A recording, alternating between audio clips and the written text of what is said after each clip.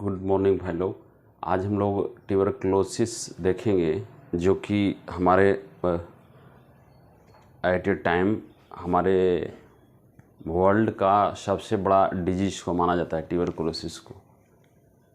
Even पहले बताया जाता था, WHO का डाटा था कि जो टीबी है वो अगर हम लोग उसका वैक्सीन ले रहे हैं या बहुत सारे ऐसे प्रिवेंशन था जहाँ की हम टीबी को ठीक कर सकते थे।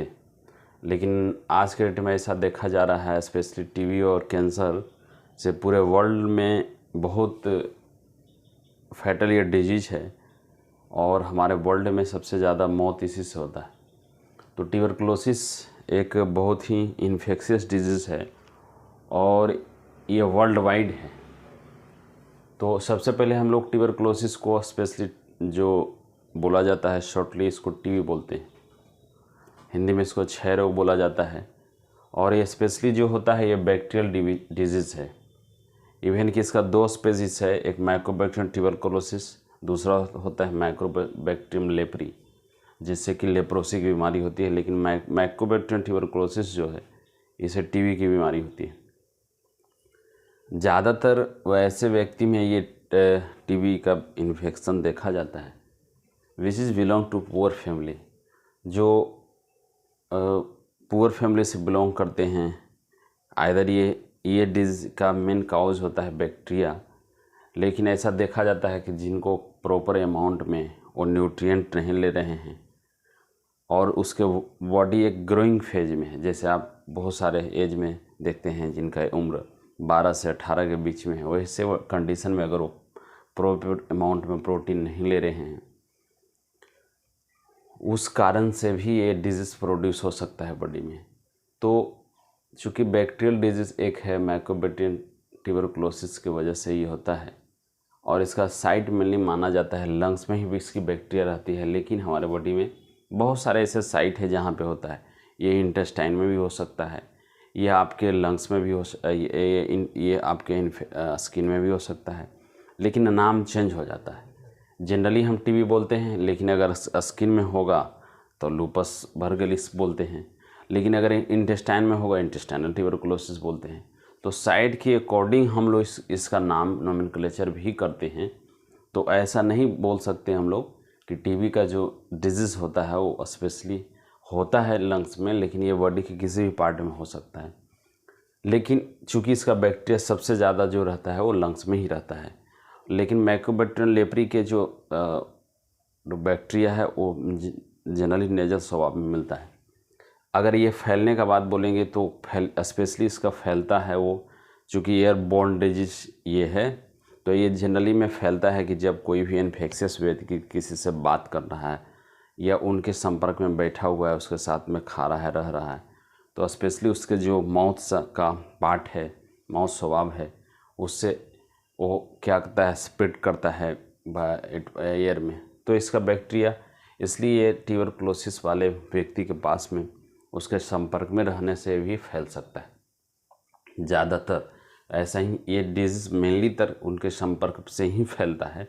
और अगर वो कहीं पे टॉवेल का यूज कर रहे हैं या तो क्लॉथ का कोई यूज कर रहे हैं या कोई भी इवन कि अगर वो व्यक्ति वॉशरूम का भी यूज कर रहा है तो उसके संपर्क में ही आने से ये डिजीज़ फैल सकता है। तीसरा आता है इसका टाइम ड्यूरेशन। तो चूँकि हम लोग और सारे डिजीज़ को पढ़े हैं जिसमें टाइम ड्यूरेशन फिक्स होता है, लेकिन इसमें मेनली देखा जाता है कि 1-2 मंथ, 3 मंथ, 1 ईयर तक अगर इसका ट्रीटमेंट नहीं किया जाए तो बहुत समय तक रहता है। ये इवन ईयर्स तक का इसका ड्यूरेशन हम लोग देखे हैं, ट्रीटमेंट के दौरान हम लोग देखते हैं। और अगर हम लोग इसका सिम्टम देखें तो मेनली इसका बहुत ही शुरू में तो कुछ सिम्टम ही नहीं, पेशेंट हम लोग के पास में आता है और बोलता है कि सर हल्का खांसी हो रहा है। हाँ, लेकिन इसका एक स्पेसिफिक क्या है कि इसका फीवर जो रहता है मेनली नाइट में रहता है विथ परस्पायरेशन। अगर किसी को बुखार है उसके साथ में अगर पसीना उसको आता है, नॉट बहुत सारे डिजीज़ में आता है, लेकिन इसमें हम लोग ऐसा देखते हैं कि हम लोग के पास जब पेशेंट आते हैं क्लिनिक में तो हम लोग पूछते हैं कि रात में पसीना आपको होता है, तो मोस्टली वो लोग बताते हैं कि हाँ सर नाइट परस्पायरेशन हमको होता है। दूसरी कंडीशन इसका आता है वीकनेस। पेशेंट को वीकनेस बना रहता है। पेशेंट बोलेगा सर बहुत कमजोरी लगता है, क्योंकि ये इन्फेक्शियस डिजीज़ हमारे बॉडी में न्यूट्रिएंट को ही डिसबैलेंस करता है, न्यूट्रिएंट को वो यूज कर लेता है। जांच जहाँ तक देते हैं इसके लिए मॉन्टू टेस्ट किया जाता है, हम लोग मॉन्टू टेस्ट करवाते हैं पेशेंट को। मॉन्टू टेस्ट ये भी स्पेसिफिक जांच नहीं है, या तो टीबी गोल्ड करवाते हैं, लेकिन हम लोग ये बस ये एक बोलते हैं कि एक आइडिया पर ही टेस्ट किया जाता है, इसका कोई स्पेसिफिक टेस्ट नहीं होता है। जहाँ तक उपचार का देखें तो इसके लिए एटीटी करवाते हैं, एंटी ट्यूबरकुलोस ट्रीटमेंट होता है, जहाँ पे बहुत सारा एंटीबायोटिक का प्रयोग किया जाता है। इसका कोर्स है 9 मंथ तक हम लोग एंटीबायोटिक का प्रयोग करते हैं, जिससे पेशेंट को आराम मिलता है। जहाँ तक रोकथाम का प्रिवेंशन का है तो बोला जाता है कि जो व्यक्ति इन्फेक्शियस उनको आप आइसोलेट कर दीजिए ताकि उनके संपर्क में को ना आए। तो पेशेंट को हम लोग क्या करवाते हैं कि आइसोलेटेड करवाते हैं। वो पेशेंट उस एरिया से स्पेसिफिक वो एरिया से वो डिस्टेंस बना के रखे, वो किसी भी ऐसे कंडीशन में न जाए जहाँ पे बहुत सारे लोगों का एक जंक्शन होता है। वैसे कंडीशन में उनको नहीं भेजा जाता है, वहाँ से दूर रखा जाता है, क्योंकि इसका बैक्टीरिया बहुत हवा में बहुत दूर तक ये ट्रांसमिट कर सकता है। इसलिए वैसे कंडीशन में हम लोग ट्यूबरकुलर इन्फेक्शियस व्यक्ति को उस ग्रुप से उस जहाँ पे बहुत सारे लोगों का आवागमन है, ये बहुत सारे लोग वहाँ पे को जंक्शन करते हैं, वैसे कंडीशन में हम वहाँ से क्या करते हैं उसको रिमूव करवा देते हैं। तो इसलिए ट्यूबरकुलर जो स्पेसिफिक इसमें जो कंडीशन आपका पूछा जाता है, स्पेशली जितने भी जनरल कंपटीशन का क्वेश्चन है उसमें से आप देखिएगा कि डिजीज से रिलेटेड क्वेश्चन ज़रूर रहता है।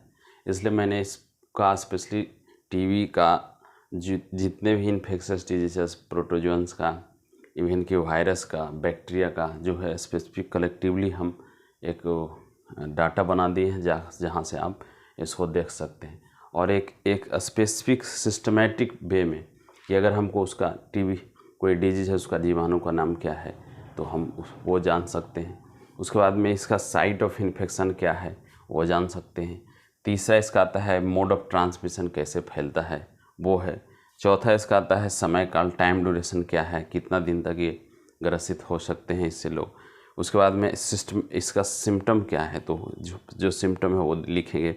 तीसरा छठा आता है इसका टेस्ट के लिए हम क्या टेस्ट करवाते हैं, साथ में उसके लिए उपचार क्या है। तीसरा 8वां आता है जहाँ से हम प्रिवेंशन कर सकते हैं। तो इसलिए हम लोग स्पेसिफिक बैक्टीरियल डिजीज़ में इतना चीज़ हम देखते हैं कि जहाँ पे कोई भी व्यक्ति ग्रसित हो सकते हैं। ठीक है, तो हम लोग टीबी के लिए इतना ही देखेंगे आज।